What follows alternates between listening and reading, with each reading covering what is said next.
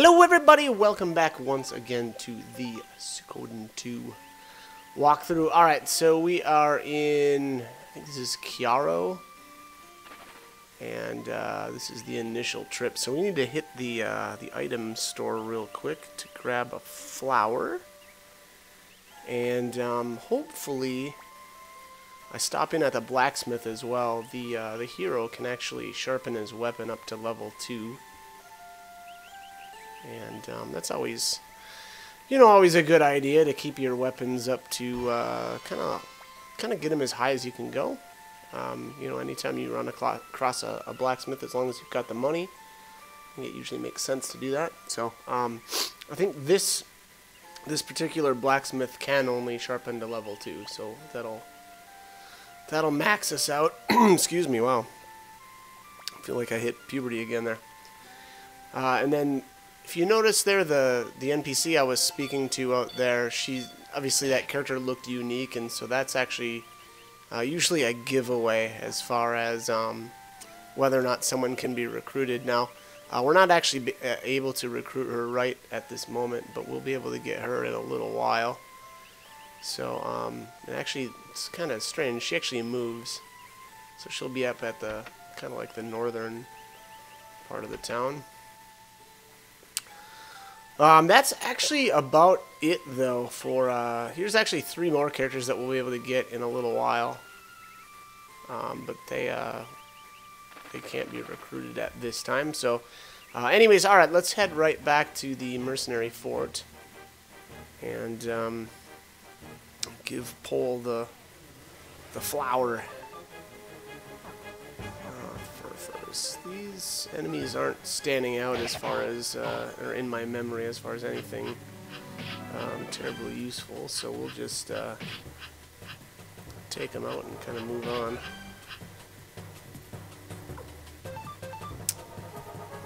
Here, we'll just use that auto command.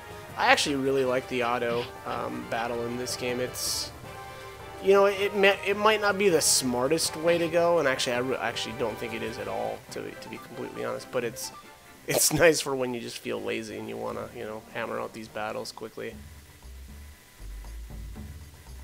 But all right, so we're back here at the mercenary fortress. I'm actually, I'm not really exploring all that much, and that's really because I've played this game before, so. Generally, I'm kind of making a bit of a beeline for the, treasure chests and kind of like the plot points, I guess. And actually, that's why getting the Clive, or doing the Clive quest is, I think, to be honest, I think it's better if you do that your second playthrough. I just think that you'll be a lot more familiar with the game. And, again, it presses you for time quite a bit, so you really got to push it and kind of know what you're doing. So again, I don't really think that's all that smart of a thing to do on your first playthrough. If you want to do it, go right ahead. More power to you. But it can be tough again when you're not familiar with the game and kind of the ins and outs. So, all right. Anyways, so our next task, it looks like, is to wipe up these oil spots, and I do remember I actually missed one, I believe. So basically there's a couple on the, I don't know, it's kind of like a basement, right, where there's the blacksmith down there, and then you've got the first floor with Leona, and the one that I missed is actually upstairs there, and it's actually in the center room, which is where I think Flick is at. So here she tells her you've got a few stains. Actually, so it's not a few. There's only one left. There isn't any back here, by the way. But this is kind of one of those deals. Since I haven't played the game in a while, I didn't really remember where that last one was at. I was close though. I didn't do too bad. To give myself a little credit.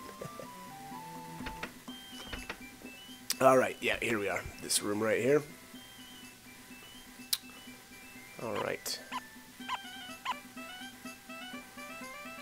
So, no real explanation as to where this oil came from. Oh, there was Victor. I didn't even notice he was there before. Wow. Okay. Alright, so yeah, so that should be it. Alright, so let's head back downstairs. Yeah, I'm just trying to be thorough here. Looks like we've got them all, though. You've got talent. You've got a talent for what? Cleaning up oil stains? Really? I feel like maybe she's just trying to butter us up a bit. Like, hey, sorry I made you do all this really crappy stuff that was probably my job.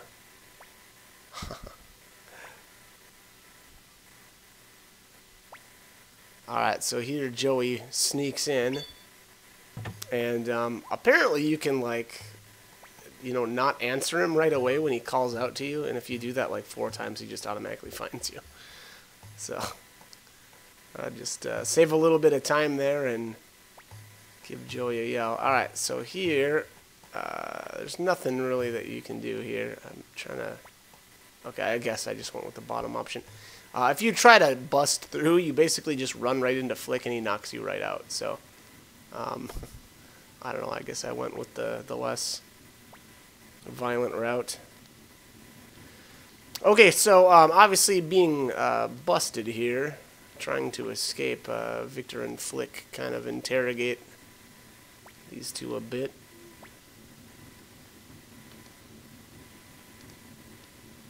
Alright, so here Victor says that the state army hasn't moved since the treaty was signed. So, again, I mean, we already really know what happened. You know, there was a bit of a plot between Luca and Raud. I guess Raud was kind of a crony. I'm not. I doubt that those two were. Well, yeah, maybe they were plotting together. You know, I thought maybe that's just Luca's idea, and you know, Raud is kind of on or along for the ride. But I guess it's not that important.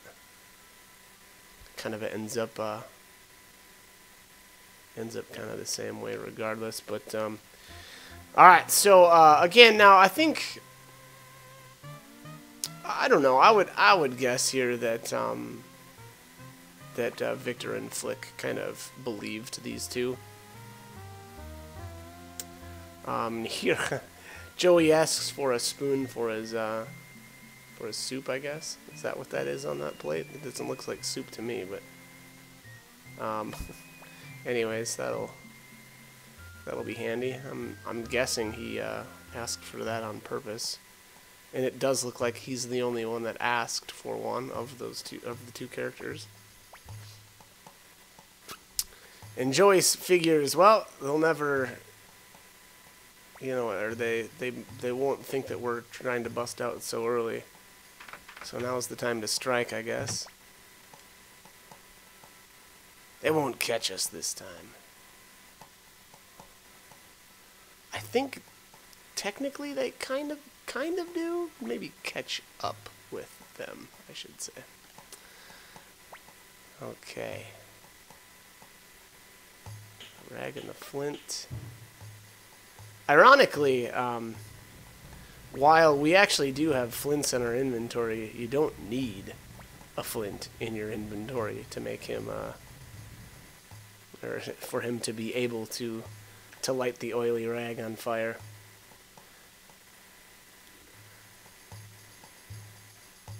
Alright, and then here, we just use that rope. Again, you know, really, do you think it was a wise idea to let prisoners have rope? I mean, I wasn't thinking, you know, initially. Like, I guess these days, and maybe it's my, all the stories I've heard, but, you know, you don't usually think about prisoners escaping with a rope. Or not escaping literally. Alright, anyway, so we need to, we've now agreed to go back to... Oh, I think you know what, I think I said Chiaro earlier. And I think that's actually their hometown, which is not the town that we started out in. So, I actually can't remember the town that we started the video out in, now that I think about it. Oh well. We'll get there, or we'll go back there eventually, so it won't be too long and I'll get that name right. Oh, here we are.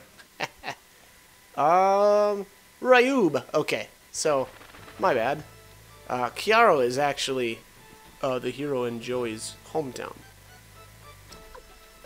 Which, again, we're going to head back there in a bit. But we're making, obviously, a little pit stop here to pick up the traveling circus. So, if you're planning on doing the whole Clive side quest, I'd say that it's usually a good idea to have 2 saves. Yeah, I mean, it's really easy to kind of mess up and, you know, spend a little bit too much time in certain areas, and so that's, again, I think it's kind of wise to have a secondary save so that, you know, if you find yourself running short on time here or there, you can kind of try to make it up in different ways. Again, I would say, if it's your first time playing the game, I wouldn't even try for that side quest, just because it's kind of tough. So, all right. Anyway, so here is the circus trio.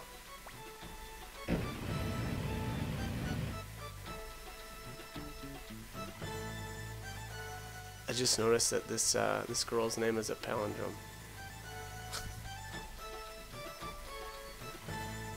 I think it's Ellie? Or is it Eiley?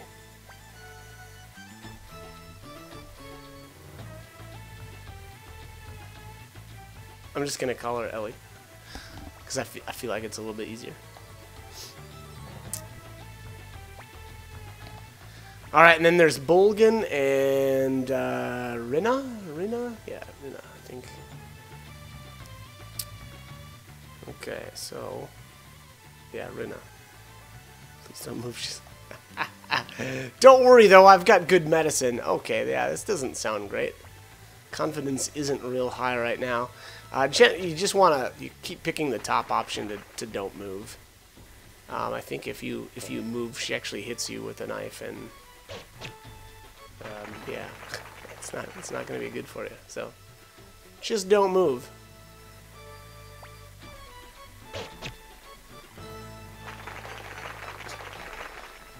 Bananas seems like a strange thing to work into a knife throwing act. And then here, I don't know, what is this, an orange? It kind of looks like an orange. Alright, 4 for 4 though, not too bad.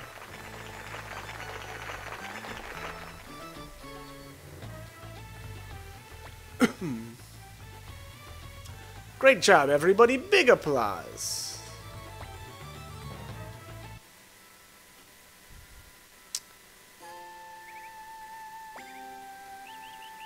Traveling performers. Alright. Couldn't tell.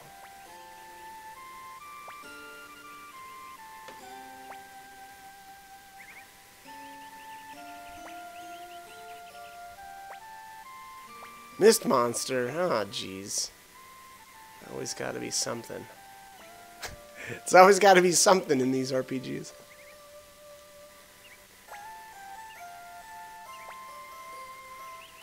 Alright, so I think that last dialogue option there, you've got one of 3 choices. You can, one or the top 2, you know, basically you progress, and the third one, I don't think you can. I think you have to actually answer in the affirmative that you want to travel with them. Otherwise, I actually don't even think you can. Alright, so, obviously, so Bolgan needs to be moved in the front row there. I don't know if you caught that there, but basically, when you're looking at the formation there, your characters will have letters in front of their names. It's either M, S, or L, and basically that's their range. So S is short, M is medium, and then L is long. And so basically, really the way that works is your short range characters can only attack from the front row. So they have to be in the front row, otherwise they're not able to use their attack command. A medium-ranged character can attack, or you can put them basically in the front row or the back row. And the thing with the medium range, though, so just for instance, if you've got them in your back row, they can only attack the front row of the enemies I guess, troops. Whereas a long-range character, you can actually attack any enemy on the field with that character. So it doesn't matter, you know, if there's a front line, you can hit their back row. So, you know, sort of useful, kind of, sort of, to know, I guess. I mean, obviously the fact that your short-range characters absolutely have to be up front is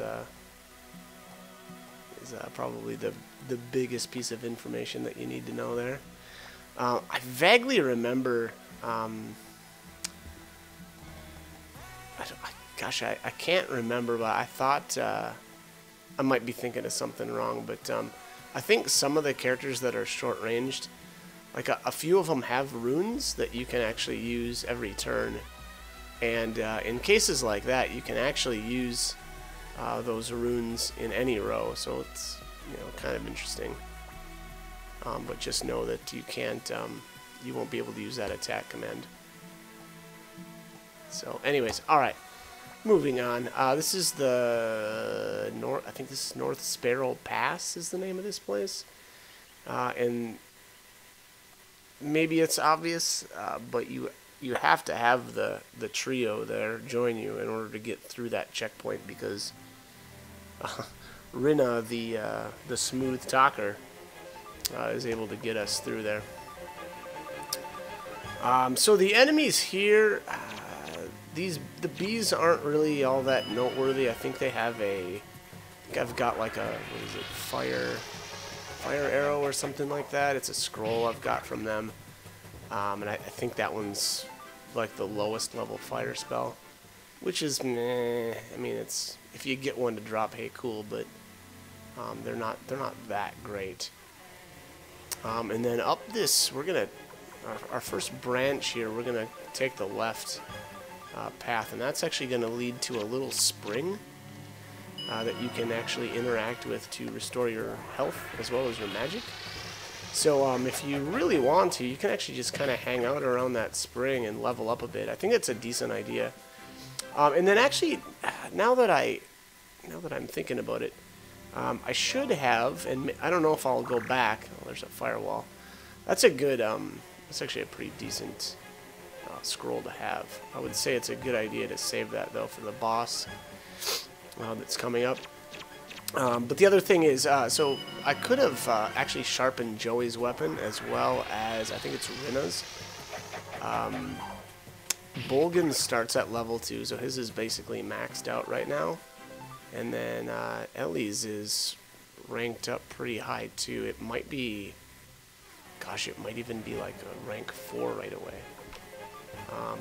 So, you know, again, should have, and I don't know if I end up going back, but I think that would have, I mean, it definitely would have been wise, because this boss, you know, if you don't spend very much time leveling up, it can be kind of tough. You'll have to do a lot of healing, which I think I ended up doing. So again, you know, I think I could have done things a little bit better. But all right, so the circus trio here, they actually have a unite attack that's pretty decent. It'll make Bolgan, or it'll put Bolgan off balance, but I think it's still worth using every once in a while. Escape talisman, okay.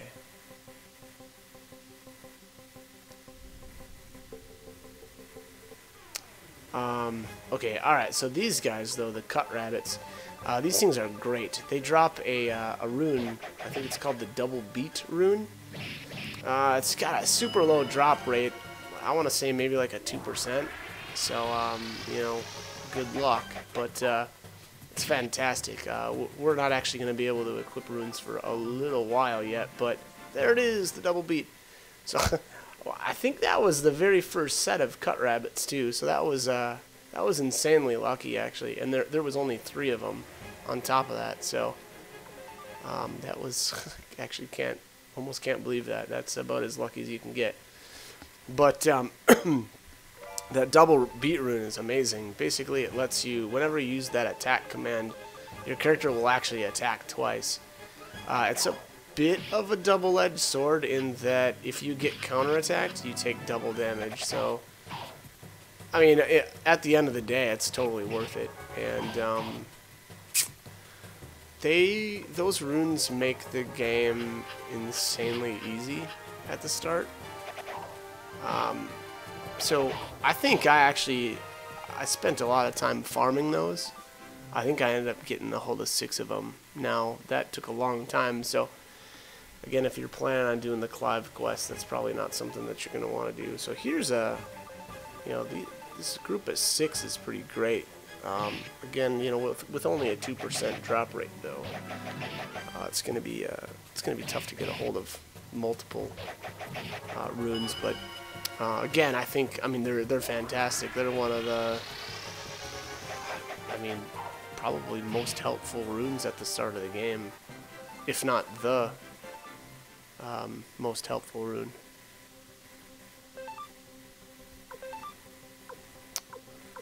Okay. Oh yeah, trying to get do a little healing here with the medicine. I think probably could have just walked back to the spring and healed that way, but I guess I just decided to continue on. I mean, as usual, too, generally a good idea here at the beginning of the game is to use that buddy attack. So when there's multiple enemies like this, there's not much sense on using it if there's only like 1 or 2, but for decent sized groups, like that, you just crushed all 4 of those guys. So yeah, obviously great ability, and take advantage of that while you can. What did I try? I must have tried to escape there, and yeah, it didn't work. Unfortunately, with this game, and it's probably obvious by now, whenever you use that run command, it's not 100%. So sometimes you're just gonna end up, eating a bunch of attacks for free, which is kind of a shame. But what are you gonna do? All right, so here is our checkpoint or save point. I think it's definitely a good idea to make use of that, as there is a boss immediately after this. So, again, with the RPGs, save often. Okay, excuse me. So the mist monster here is basically, it actually reminds me a bit of the Final Fantasy VI or Final Fantasy III if you played it for Super Nintendo. It's kind of like the Chatternook, where the first monster is like this weird demon-looking thing, and he will only attack your front row. But I think every time he attacks, I'm pretty sure he attacks everybody. So he's gonna do, and he actually hits really hard. So you got to be careful. I think I ended up healing Joey almost every single time, just because he was, again, he puts out some decent damage. I actually think I should have used that circus attack on the first turn. There wasn't really a reason not to do that, but I didn't. So, oh well. And I should have had, I think it was Flame Wall there. I think I should have put that on somebody just to use that too. It would have, yeah, look at that, 39 damage on Joey. I don't know what kind of, oh, I don't think the main character got hit there. So I guess sometimes he doesn't attack everybody. I thought he always attacked everyone on your front row, so that was obviously not the case. But anyways, yeah, if you notice there, Joey took just a ton of damage. I mean, he literally almost got one shot. So I'm not actually sure what I've got equipped on him. But yeah, taking big hits right off the bat. So anyways, back to the Mist Beast here. The second form that it takes is actually some sort of lady. And she'll actually use AoE attacks on all of your characters. Now, she doesn't hit as hard, though, so it's not as big of a deal. I think I think this guy is or the demon form is a lot more dangerous than the caster form. But one other thing here is it probably wouldn't have been such a bad idea to give Bolgan some medicine as well. So he starts out with like I think it's like the sacrificial Jezel, something like that. Probably saying that wrong too, because I'm horrible. But I think it's actually a decent idea to take that off of him and put medicine on him, just because he can still use that item command when he's off balance. All right, yeah. So this is the female caster.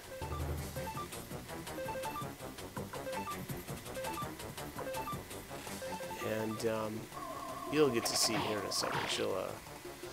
She'll fry us pretty good.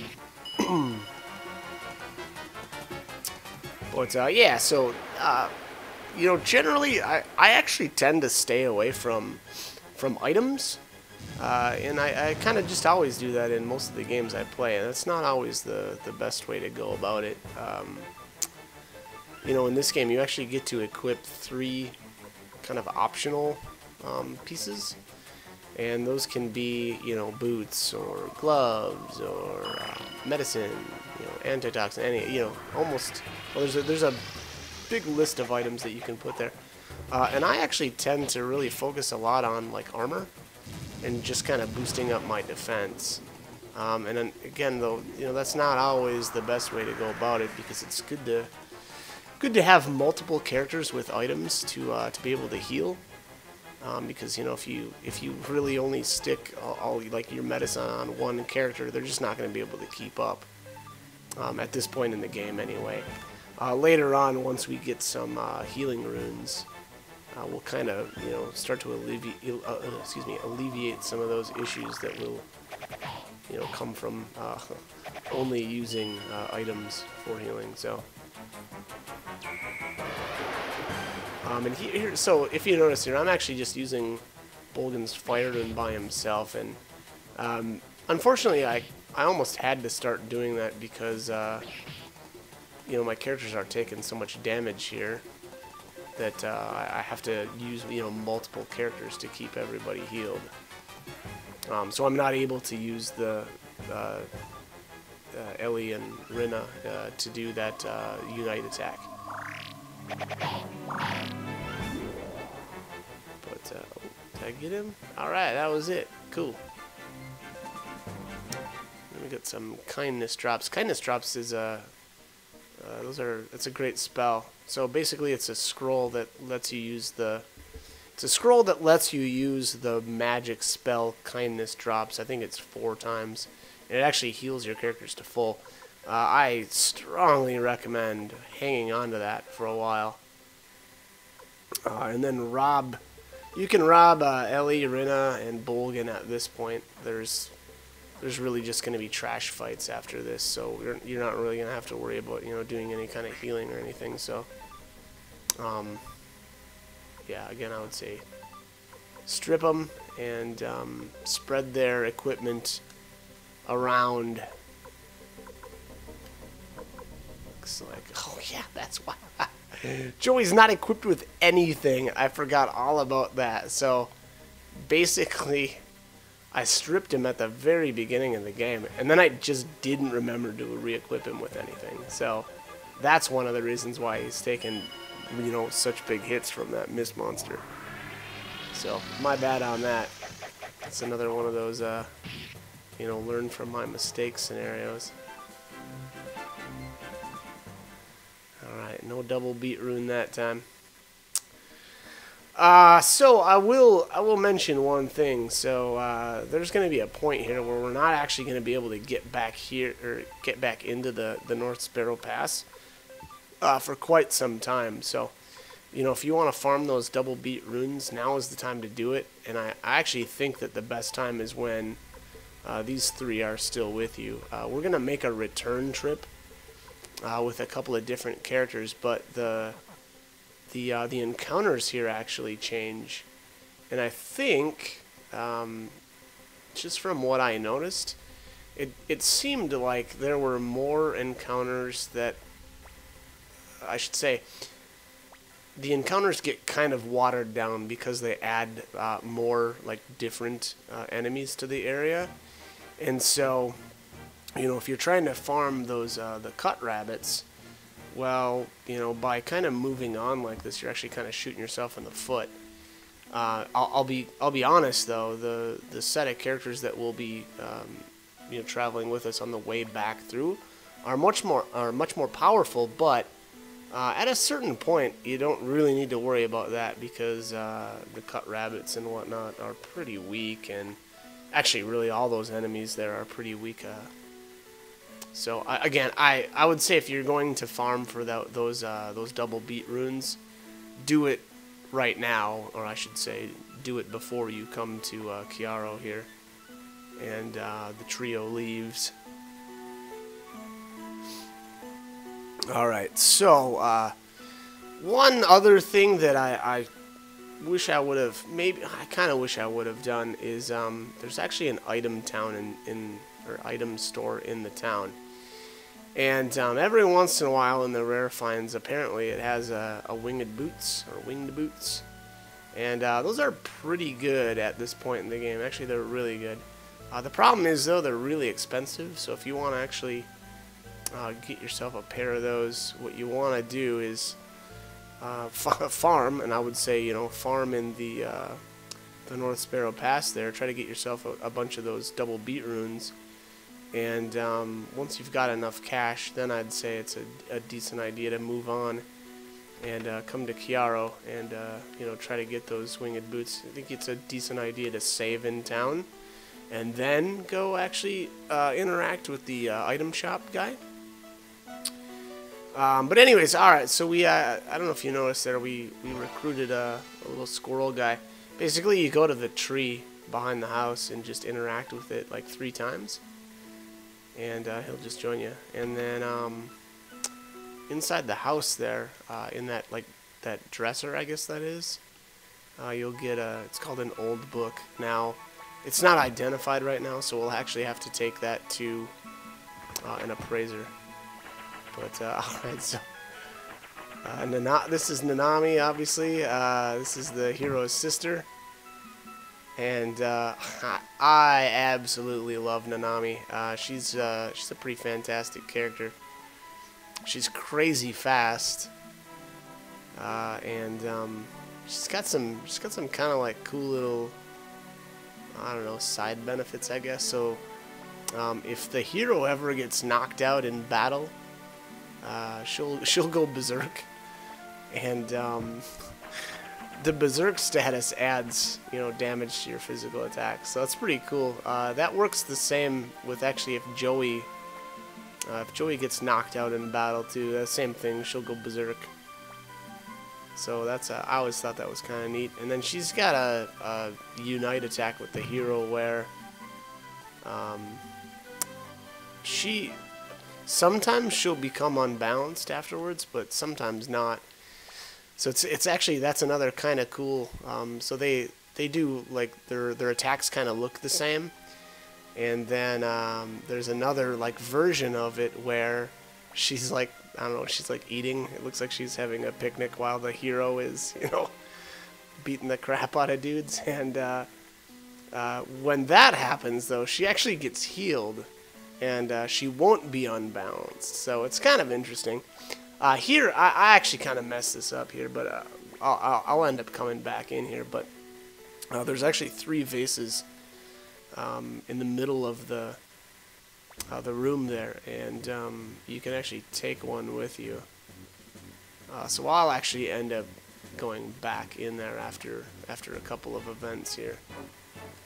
But, alright, so the Highland soldiers here are, I mean, this is probably, I don't know if I'd say it was obvious that this was going to happen, but, I mean, where's the first place that they're going to look?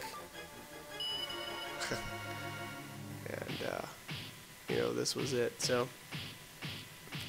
Alright, so that's the Unite attack, and that was what I was saying there. It kind of looks like those two have a kind of looks like they're doing the same moves, I guess. And then unfortunately, that's the one that Nanami becomes unbalanced for.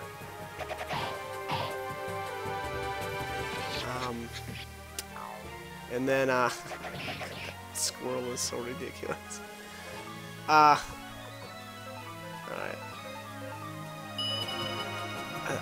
I'm not sure if in this battle she uses the other version of this attack, but we'll see it eventually, I guess. He actually does pretty decent damage, to be completely fair.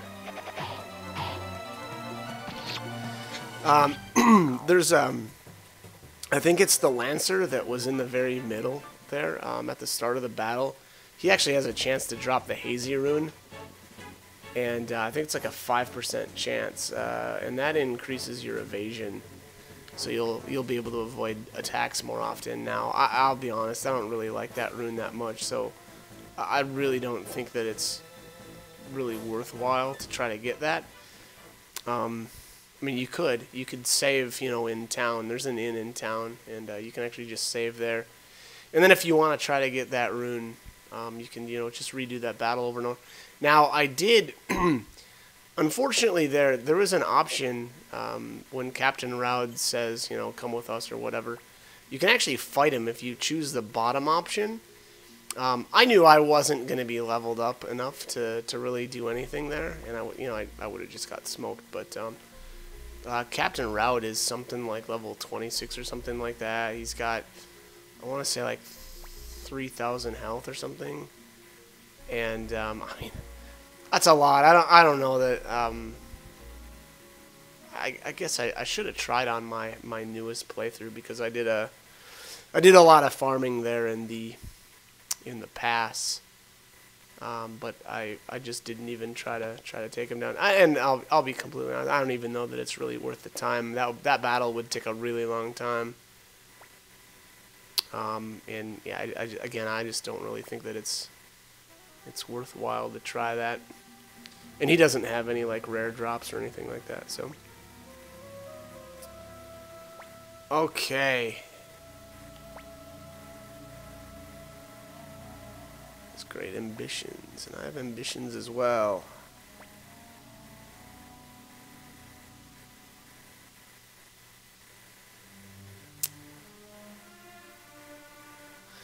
So I'll have to try to pay some attention to the storyline. I don't actually remember why Luca wanted to start this war. I assume it's some sort of like land grab, right, where he wants to take over a bunch of different territories. But again, I just don't really remember. It's been quite a while since I played this game, so.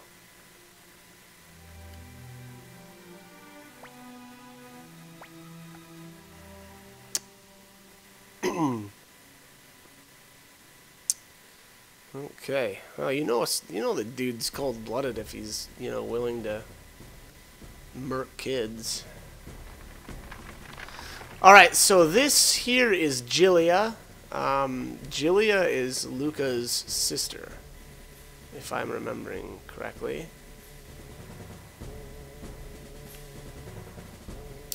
I'm curious how old Gilia is supposed to be. I might have to look that up here.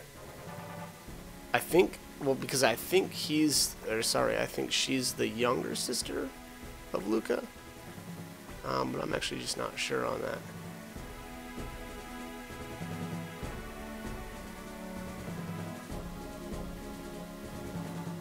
Okay.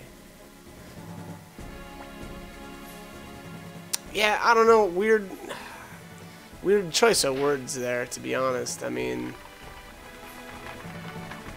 I guess they didn't have a whole lot of time to explain everything that happened to Gilia right there.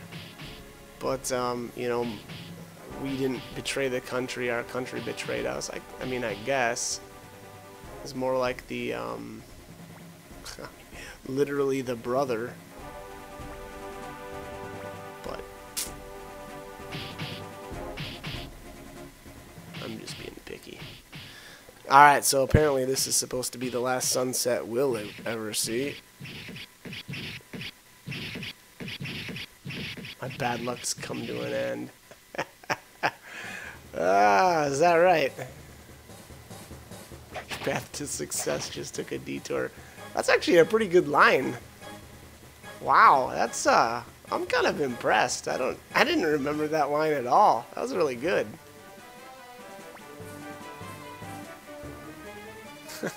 And here Victor's like, "You don't get it? Of course I'm gonna come for you. You're our prisoners."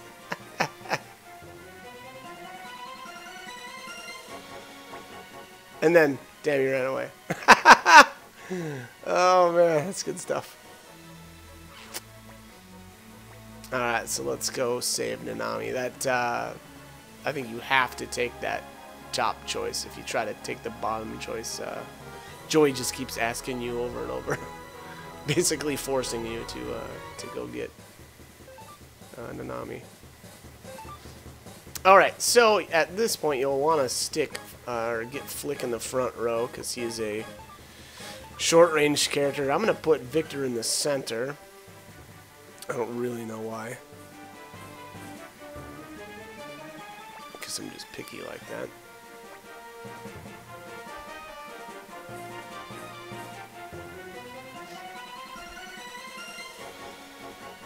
Alright.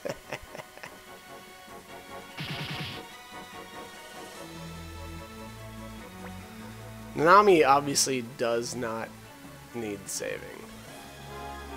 And then here I assume that she just made up some crazy name for a move.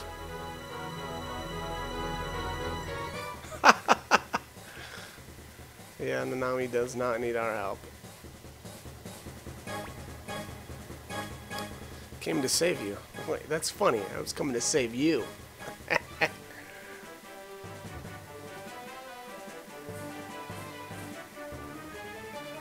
Yes, let's get out of here. I don't think that we really need to change the formation, but we'll just take a look here. Yeah, it looks good.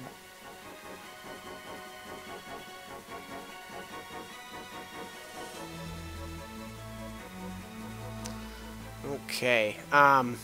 Again, I guess you can check out the item shop if you want, or save your game there at the inn. And here we need to make a detour back to the house because I forgot that vase, and then unfortunately I picked the wrong one. So in my current playthrough I have rectified that little mistake. Running away money. Alright, so the very, very top one is just I think it's just a generic large vase. The middle one is like, I think it's Genkaku's vase or something like that. And then the small one is Nanami's handmade vase. Now, I think the middle option is actually the one that's worth the most money. But I just went with Nanami's vase because it's named after one of the best characters in the game. So, alright. Alright, we'll come back someday. I'm pretty sure that's true. Nearly positive.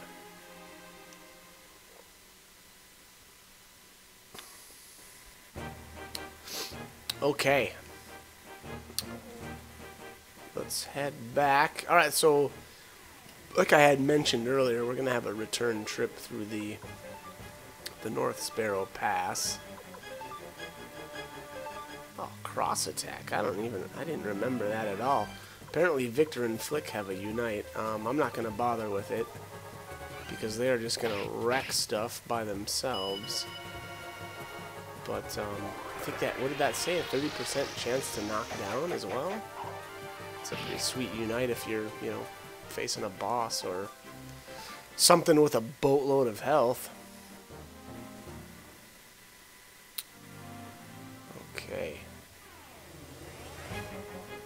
Alright, so this is what I was mentioning earlier here, where the fights actually change a little bit. So this specific encounter with the 3 wolves and the 3 cut rabbits in the back, that doesn't this doesn't happen until your second pass through.